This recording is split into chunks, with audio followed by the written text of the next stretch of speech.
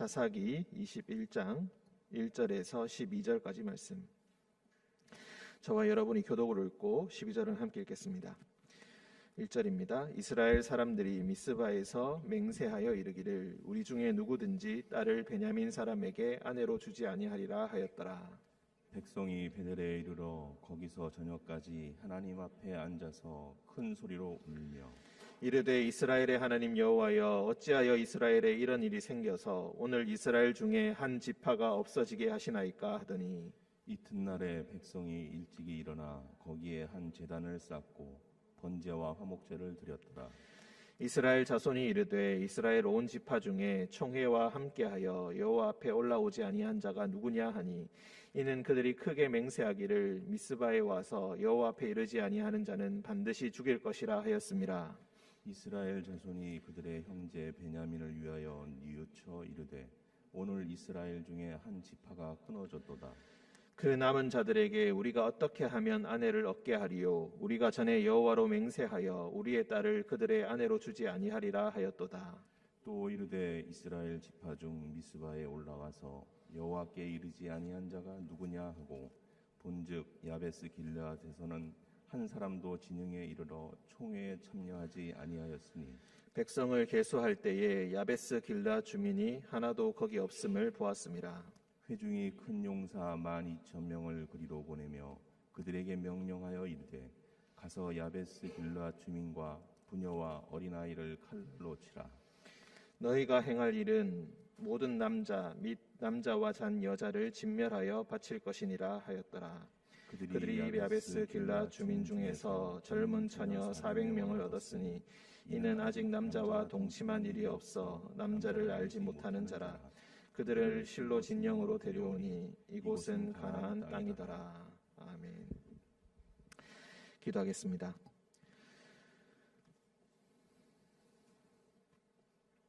생명을 주신 주님, 주님을 찬송합니다. 이 새벽에 우리를 불러주시고 주님 말씀을 들려주시니 감사합니다.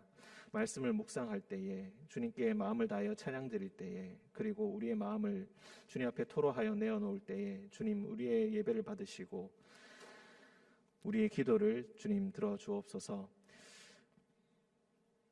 우리 중에 몸과 마음의 연약함으로 말미암아 주님 앞에 나아오지 못하는 자들이 있사오니, 또한 마음의 깊은 구렁텅이 속에서 방황하는 자들이 있사오니 주님 그들을 찾아가 주셔서 그의 손을 붙들어 주시고 악의 구렁텅이에서 벗어나와 함께 주님을 찬양하며 주님께서 비추어 주시는 말씀의 빛으로 살아가는 형제 자매들로 다시 한번 회복시켜 주옵소서. 주님께서 우리와 늘 동행하여 주심을 믿으며 거룩하신 예수님의 이름으로 기도합니다. 아멘. 1절, 이스라엘 사람들이 미스바에 맹세하여 이르기를, 미스바에서 맹세하여 이르기를 우리 중에 누구든지 딸을 베냐민 사람에게 아내로 주지 아니하리라 하였더라. 베냐민 자손과 마지막 세 번째 전쟁에서 남자 600명만 남고 베냐민 지파의 땅을 모두 다 불살라버리고 학살하였습니다. 바로 앞에 20장 48절을 보시면은 이스라엘 사람이 베냐민 자손에게로 돌아와서 온 성읍, 가축, 만나는 자를 다 칼날로 치고 닥치는 성읍은 모두 다 불살라 버렸다. 그야말로 학살과 파괴가 일어났던 것입니다. 그리고 이제 베냐민 지파를 완전히 소멸하기 위해서 베냐민 사람에게 아내를 주지 않겠다. 우리의 딸들을 아내로 주지 아니하겠다. 이 맹세, 이 잘못된 맹세라고 할 수 있겠습니다. 사실 잘못된 이 맹세의 역사는 사사기에서 계속 반복되었습니다. 우리가 당장 생각나는 것이 입다의 맹세가 있습니다. 암몬 자손과 전쟁을 벌이기 전에 암몬 자손을 나의 손에 붙여주신다면은 가장 처음 만나는 자를 하나님께 드리겠습니다. 제물로 드리겠습니다. 기드온도 전쟁을 벌일 때에 숫곡과 브누엘 사람들을 내가 만약에 세바와 살문나를 잡아온다면 여호와께 내가 맹세하건대 너희를 학살하리라. 그리고 그 맹세를 지키게 되었습니다. 잘못된 맹세, 이 잘못된 맹세를 철회하는 것이 옳을 것인데 이 잘못된 맹세로부터 더 큰 잘못이 계속해서 파생적으로 생기게 됩니다.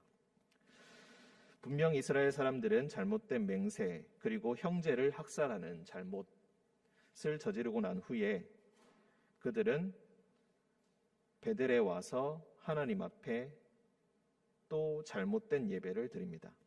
저녁까지 하나님 앞에 앉아서 큰 소리로 울며 이르되 이스라엘의 하나님 여호와여 어찌하여 이스라엘에 이런 일이 생겨서 오늘 이스라엘 중에 한 지파가 없어지게 하시나이까. 분명히 우리가 이 일을 상의하자, 올라와서 총회를 열고 우리가 어떻게 할지 한번 결정해보자. 애초부터 하나님 앞에 진중하게 앉아서 금식하며 예배드리며 어떻게 할 것인지 물어보지 않은 자들이 일을 다 벌려놓고 난 그 이후에 문득 생각을 해보니 한 지파가 없어지게 생겼다. 이 큰 죄책감, 자책감을 하나님께 돌립니다. 어찌하여 이런 일이 생기게 하셨습니까? 스스로 결단하고 행동했음에도 불구하고 하나님께 책임을 미루고 자신의 잘못을 몰래 감추어 버립니다. 또 그렇다고 해서 하나님 앞에 진실한 회개가 없이 또한 잘못된 맹세를 지키기 위해서 그들은 또 잘못된 예배를 드리고 또 잘못된 맹세를 거듭하는 잘못을 악순환을 저지른 것을 우리가 볼 수가 있겠습니다. 이튿날에 4절 백성이 일찍 일어나 거기에 한 제단을 쌓고 번제와 화목제를 드렸다. 주님 앞에 앉아서 울다가 예배를 드리고 난 이후에 어떻게 해야 할까? 하나님의 말씀은 전혀 들려오지 않고 하나님께서는 침묵하고 계십니다. 이스라엘 자손들이 스스로 이릅니다. 자, 보자. 총회에 분명히 다 올라오라고 했는데 안 올라온 사람들이 있는가? 생각해보니 우리가 애초부터 미스바에 와서 하나님 여호와 앞에 이르지 아니하는 자는 반드시 죽일 것이라고 맹세하지 않았던가? 잘못된 맹세 이전에 또 잘못된 맹세를 했었던 기억이 떠오릅니다. 그러면서 그들의 형제 베냐민을 위하여 뉘우쳤다. 6절 뉘우쳐 이르되 오늘 이스라엘 중에 한 지파가 끊어졌도다. 잘못된 맹세와 또 현 사태에 대한 잘못된 진단을 서로 결합시키고 있습니다. 올라오지 않는 자는 우리가 반드시 죽이겠다고 맹세했다. 우리 중에 이스라엘 지파가 한 지파가 끊어지게 생겼다. 자, 그 남은 자들에게 우리가 어떻게 하면 아내를 얻게 하겠는가? 우리는 아무도 그들에게 아내를 주지 않겠다고 맹세하지 아니하였던가? 그러니 결론은 하나입니다. 야베스 길르앗 사람들이 올라오지 않았구나. 총회에 참여하지 않았구나. 그러니 큰 용사 12,000명을 10절 12,000명을 그리로 보내야 해서 야베스 길르앗 주민, 부녀, 어린 아이까지 칼날로 모두 치고 남자와 동침하지 아니한 400명의 여자를 제외하고는 그 도시 자체를 멸절시키는 그런 일을 벌입니다. 물론 야베스 길르앗은 한 지파는 아니고 한 도시를 의미합니다. 이 도시를 몰살시키고 젊은 처녀 400명을 얻어서 남은 베냐민 지파 600명의 남자에게 아내를 얻게 합니다. 남은 200명은 내일 말씀을 통하여서 어떻게 채워질지 이야기합니다. 실로에서 여호와의 명절이 있는데 올라오는 여인들을 납치하여서 너희 아내로 삼으라. 나머지 200명을 그런 방식으로 채운다는 것입니다. 한 여인이 레위인 첩이 당했던 집단 성폭행과 그리고 살인 사건, 이것을 해결하기 위해서 베냐민 지파 600명을 남기고 모두 학살하는 일이 벌어지게 되었고, 또 야베스 길르앗 주민들이 어린아이까지 모두 다 죽이는 끔찍한 학살이 반복되고 있습니다. 분명히 잘못을 해결하기 위해서, 물론 본문에서는 한 번도 여호와의 정의와 공의를 위하여서 행한다라는 말은 전혀 언급조차 되지 않고 있습니다. 왜냐하면 여호와의 정의를 위해서 행한 것이 아니라 눈에 보기 좋은 대로 그들 나름대로의 정의를 실현하고 구현하기 위해서 이런 일을 행했기 때문입니다. 하지만 여호와 앞에 진정으로 묻지 아니하고 경솔하게 행했던 맹세와 그리고 결단과 그리고 행동을 통하여서 벌어진 것은 사태의 해결이 아니라 정의와 공의가 새롭게 세워진 것이 아니라 또 다른 학살을 통하여서 또 다른 살인을 통하여서 또 다른 불법을 통하여서 이런 일이 벌어지게 되었다는 것입니다. 분명히 여호와를 향한 예배가 있었고 뉘우침이 있었습니다. 하지만 그 결과는 어떻습니까? 그야말로 눈을 뜨고 볼 수 없을 만큼 참혹한 결과의 연속만 지금 계속해서 나타나고 있습니다. 그래서 매일 성경의 묵상 부분에서도 잘못된 맹세 그리고 영적 위선에 대해서 이야기합니다. 우리가 오늘 이 말씀을 읽으면서 우리 역시도 등골이 서늘할 만큼 우리 자신을 다시 한번 되돌아볼 수가 있겠습니다. 분명히 우리에게 회개가 있었다. 분명히 우리에게 하나님을 향한 진실한 예배가 있었다. 분명 이 사람들도 마찬가지였습니다. 그들도 베냐민을 위하여서 뉘우치고 울었고 그리고 여호와 앞에서 맹세하였고 아침 일찍 일어나 제단을 쌓고 번제와 화목제를 드렸습니다. 하지만 그들의 실상은 어떻습니까? 살인은 살인을 부르고 폭행은 폭행을 부르고 사회 가운데 죄는 더욱더 커져만 가는 아이러니한 현실을 맞이하게 됩니다.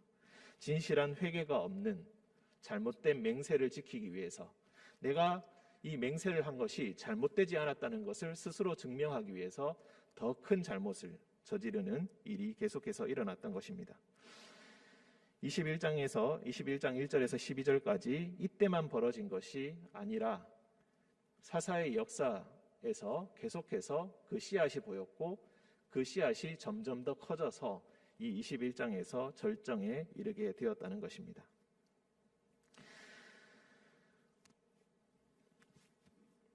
오늘 말씀을 통하여서 우리는 영적인 위선을 벗어나서 참된 회개에 이른다는 것이 어떤 것인지 한번 되돌아보길 원합니다.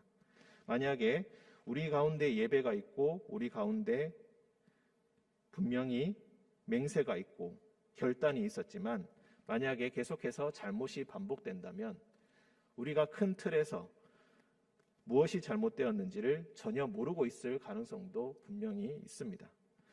이 물결을 다시 돌리기 위해서 우리는 어떻게 해야 할 것인가?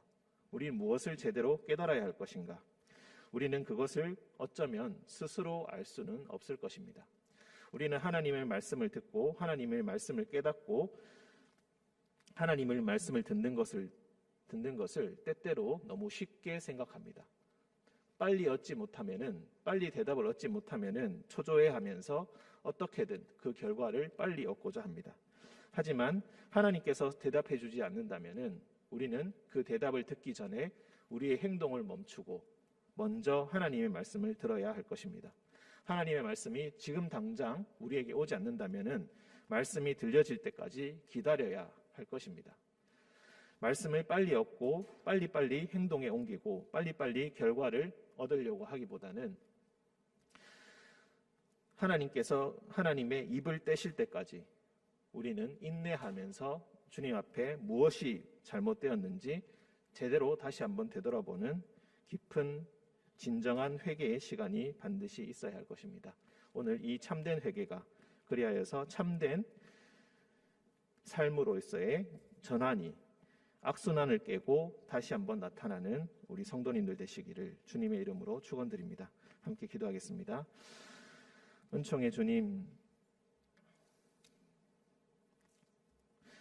분명히 뜨거운 예배가 있었는데 분명히 진실한 회개가 있었는데 그것은 우리의 착각이었는지 우리의 삶의 여건들과 또한 우리의 주변의 상황들은 때때로 계속 나빠지기만 합니다. 죄는 걷잡을 수 없이 커져가고 감당할 수 없이 스스로 감당할 수가 없어서 스스로 잘못되지 않았다는 것을 증명하기 위해서 더욱더 큰 잘못과 맹세를 반복합니다. 사랑의 주님, 우리 자신을 진정으로 내려놓는 회개가 우리 가운데 있게 하시고 하나님 앞에 겸허한 마음으로 하나님의 말씀이 들려질 때까지 기다리는 자들 되게 하여 주옵소서. 새벽에 일찍이 일어나 번제를 드리며 화목제를 드렸다고 우리가 그 가운데 떠오르는 생각이 무조건 옳지 않음을 우리가 또한 잘 알고 있습니다. 하나님의 말씀을 경솔히 판단하고 경솔히 생각하지 않게 하시고 진정으로 하나님 말씀이 확신될 때까지 기다릴 수 있는 인내심도 우리에게 허락하여 주옵소서. 주님의 말씀과 주님의 뜻을 진정으로 알기를 원하오며 거룩하신 예수님의 이름으로 기도합니다. 아멘.